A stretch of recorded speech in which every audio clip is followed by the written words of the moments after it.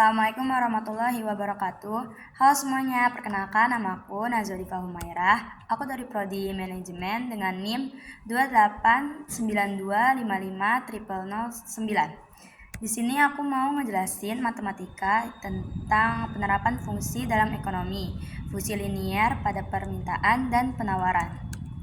Pendahuluannya di sini ada dalam ekonomi, hubungan antara harga dan jumlah barang sering dinyatakan dengan fungsi linier. Dua fungsi penting itu ada dua, fungsi permintaan sama fungsi penawaran. Keduanya membantu menentukan harga keseimbangan, equilibrium price di pasar. Selanjutnya ada fungsi linier. Pengertian dari fungsi linier itu adalah fungsi yang grafiknya berupa garis lurus dan pangkat tertinggi dari variabelnya adalah 1. Dalam ekonomi, fungsi linier digunakan untuk menggambarkan hubungan yang sederhana dan mudah dianalisis antara dua variabel seperti harga dan jumlah barang, fungsi permintaan dan penawaran, 2. Produksi dan biaya, fungsi biaya total. 3. Pendapatan dan output, fungsi penerimaan. Bentuk umum fungsi linier itu ada Y sama dengan AX ditambah B. A itu yaitu gradien kemiringan garis menunjukkan seberapa cepat Y berubah terhadap X, lalu B itu konstanta.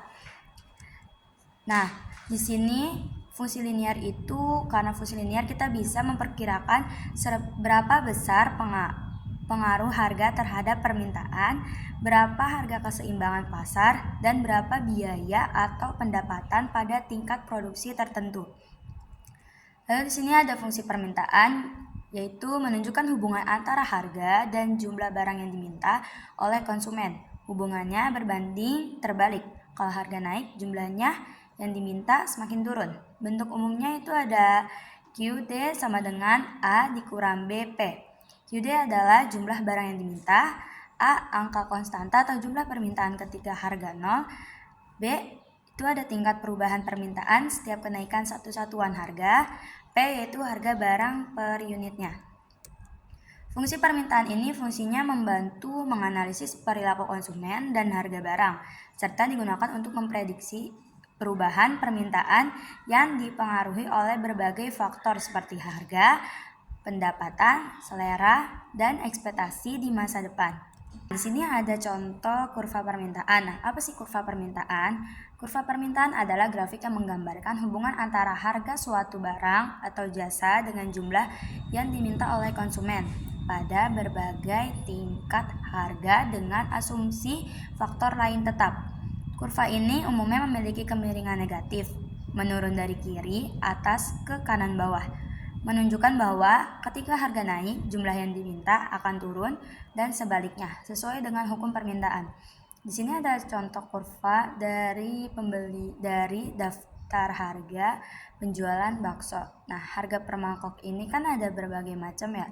Nah, di sini tuh setiap harga beda-beda peminatnya. 20.000 itu peminatnya 120 orang dan 12.000 itu peminatnya 200 orang. Nah, di sini membuktikan bahwa semakin besar harganya, semakin sedikit peminatnya. Sedangkan kalau semakin murah harganya itu peminatnya banyak. Lalu selanjutnya itu ada fungsi penawaran. Fungsi penawaran yaitu menunjukkan hubungan antara harga dan jumlah barang yang ditawarkan oleh produsen. Hubungannya berbanding lurus. Kalau harga naik, penawarannya juga naik. Bentuk umumnya itu ada QD sama dengan A ditambah B, P. QD adalah jumlah barang yang diminta, P A angka konstanta atau jumlah permintaan ketika harga 0, ditambah B itu tingkat perubahan permintaan setiap kenaikan satu satuan harga, P adalah harga barang per unit. Fungsi penawaran itu berfungsi untuk memungkinkan produsen untuk menganalisis dan memprediksi jumlah barang yang akan diproduksi berdasarkan harga di pasar, serta membantu dalam menyusun strategi pemasaran. Nah, di sini ada kurva penawaran. Ada contoh kurva penawaran. Nah, kurva penawaran itu adalah grafik yang menggambarkan hubungan antara harga suatu barang dan jumlah barang yang tersedia. Nah, ini hampir sama kayak kurva permintaan tadi. Nah, cuman kalau kurva ini tuh bergerak naik dari kiri bawah ke kanan atas, menunjukkan bahwa semakin tinggi harga, semakin banyak jumlah barang yang ditawarkan sesuai dengan hukum penawaran. Sekian materi yang saya sampaikan, kurang lebihnya mohon maaf. Wassalamualaikum warahmatullahi wabarakatuh.